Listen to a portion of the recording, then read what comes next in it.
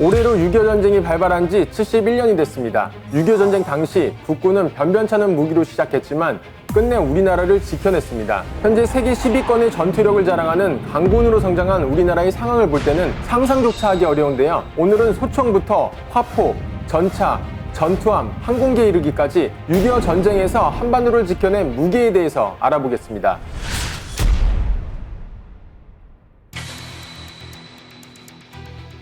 6.25 전쟁에서 가장 중요한 병력은 무엇이었을까요? 우리나라는 산악지형이 많아 기계와 장비가 작전을 하기 어려운 환경입니다. 또 당시 도로 사정은 지금과는 비교도 할 수 없을 정도로 좋지 않았는데요. 이때 가장 결정적인 역할을 한 병력은 보병 소총수들이었습니다. 6.25 전쟁에서 국군은 주로 어떤 소총을 사용했을까요? 6.25 전쟁 당시 국군의 주력 소총은 M1 게런드였습니다. 세계 최초로 대량 배치에 성공한 소총이기도 한데요. 당시 북한군은 볼트를 일일이 젖혀야 하는 볼트 액션 방식의 오연발 소련제 모신나간 소총을 사용했습니다. M1 게런드 소총은 8발 반자동 방식이었기 때문에 국군은 보병 전투에서 압도적으로 화력 우위를 선점할 수 있었습니다. M1 게런드 소총과 더불어 6.25 전쟁에서 가장 많이 사용된 개인 화기는 M1, M2 카빈 소총입니다. M1 카빈은 15발의 탄창을 장탄할 수 있고 6.25 전쟁 때부터 사용한 M2 카빈은 30발을 장탄해 자동 사격이 가능했습니다. 소총의 무게가 4.3kg이나 하나가 서양인과 비교해 체구가 왜소했던 우리 국군이 사용하기엔 무거웠던 M1 게런드에 비해 카빈은 길이가 20cm 정도 짧아지고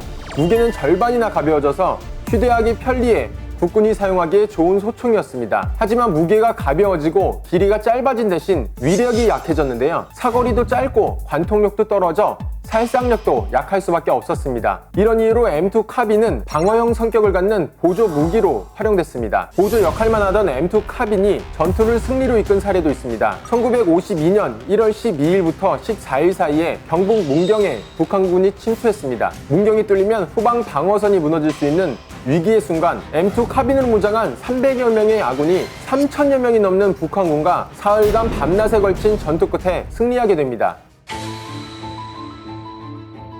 6.25 전쟁 초기에 대전차 무기가 변변치 않았던 국군은 북한군의 T-34 전차를 보고 대혼란에 빠집니다. 당시 국군은 폭탄을 직접 들고 6탄 돌격을 하는 처절한 전투를 펼치고 있었습니다. 미군은 2.36인치 바주카포로 북한군의 T-34를 격파할 수 있으리라 생각했지만 큰 착각이었습니다. 2.36인치 바주카포는 T-34에 거의 타격을 입히지 못했습니다. 미국은 이미 신형 3.5인치 바주카포를 개발 완료한 상태였고 곧바로 우리나라로 공수해 손쉽게 T-34를 격파할 수 있었습니다. 국군도 3.5인치 바주카포를 지원받아 1950년 7월 17일 대전에서 벌인 전투에서는 단 한 발로 T-34 전차를 날려버렸다고 합니다.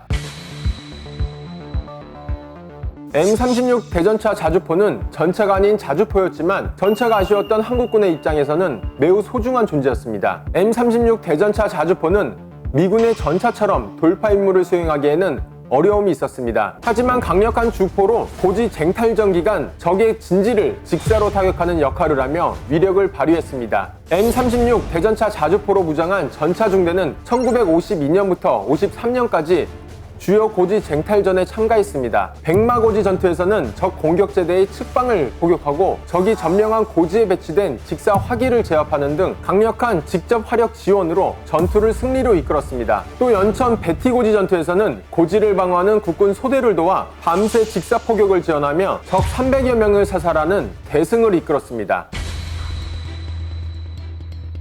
M46 패튼 전차는 미 육군이 M26 퍼싱을 개량한 중형 전차로 6.25 전쟁 때 처음 실전에 투입된 최신형 전차였습니다. 미 제6 전차대대의 M46 전차들이 1950년 8월 8일 부산에 상륙했는데 이들은 당시 한반도에 전개된 유일한 M46 전차들이었습니다. 대대는 미 제1군단의 반격작전에 참여해 북진했고 1950년 10월 19일 평양 탈환 작전 때 국군 제1사단 제12연대에 배속돼 이들과 함께 평양에 최초로 진입한 미군 부대가 되었습니다. 1950년 말까지 M46 전차 200대가 한국 전선에 배치됐으며 같은 기간에 북한군 전차 19대를 파괴하는 전과를 올렸습니다. M4 셔먼 중형 전차는 전쟁 초기에 북한군 전차 부대의 위협을 제압하는 데 가장 큰 역할을 한 무기였습니다. M4 셔먼은 같은 시기에 함께 운용된 M26 퍼싱 전차나 M46 패튼에 비해 대전차 전투 능력이 떨어졌지만 험지 돌파 능력과 장비 사용이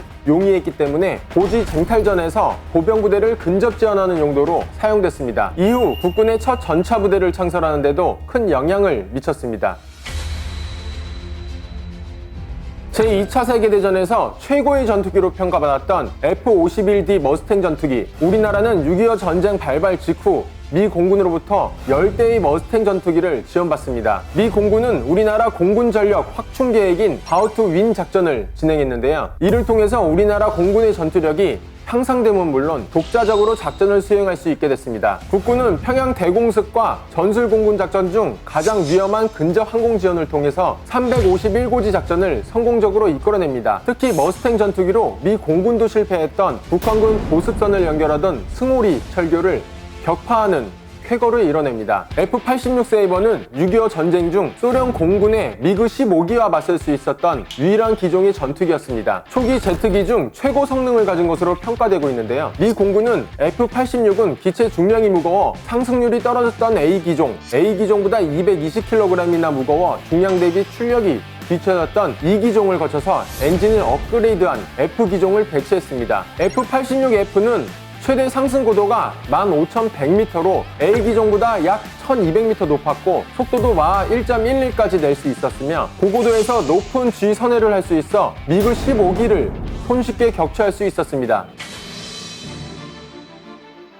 1945년 창설된 대한민국 해군은 제대로 된 전투함이 단 한 척도 없었습니다. 우리 해군은 자발적으로 함정건조기금 거출위원회를 결성해서 4개월 만에 15,000달러의 기부금을 만들었습니다. 이 과정에서 계급에 상관없이 모든 장병이 기부금을 냈고 일부 수병들은 고철이나 폐품을 팔아서 보태기까지 했다고 합니다. 이에 감동한 우리 정부도 45,000달러를 지원했습니다. 이렇게 모은 기부금과 지원금으로 미국 해양대학교의 실습선인 퇴역 초계정 화이트헤드 소이호 인수를 하게 되는데요. 배를 인수하러 갔던 장교 15명은 경비 절감을 위해 2달 동안 배에서 숙식하고 엔진만 멀쩡했던 배를 직접 수리까지 했다고 합니다. 이렇게 수많은 해군 장병의 노력으로 1949년 12월 26일 대한민국 첫 전투함인 백두산함이 탄생하게 됩니다. 입항하고 2달이 지날 무렵 6.25 전쟁이 발발하게 되는데요. 1950년 6월 25일 오전 10시경 출항 명령을 받고 동해로 향하던 백두산함은 당시 전투함이 없었던 우리 해군의 약점을 이용해 부산을 점령하고 유엔군의 지원을 차단하기 위해 600여 명의 게릴라를 태우고 잠입 중인 북한의 무장 수송선과 맞닥뜨리게 됩니다. 백두산함은 1시간 동안 자신의 2배가 넘는 적함과의 전투 끝에 마침내 적함을 격침하게 됩니다. 백두산함은 우리에게 첫 승전보를 선물한 귀중한 전투함이었습니다. 오늘 소개해드린 그 어떤 무기보다 더 강력했던 무기가 있었습니다. 바로 우리 국군 장병들입니다. 변변한 무기 하나 없이 열악한 전장 상황을 오로지 나라를 지켜야 한다는 일념으로 버텨온 국군 장병들. 최악의 상황 속에서 기적적으로 버텨냈고 이후 유엔군의 도움을 받아 무장과 훈련술이 충족되자 전장을 휘어잡았습니다. 우리가 안락한 삶을 누릴 수 있도록 목숨을 바쳐 싸운 그들의 숭고한 희생정신을 기리며 이번 영상을 마치겠습니다.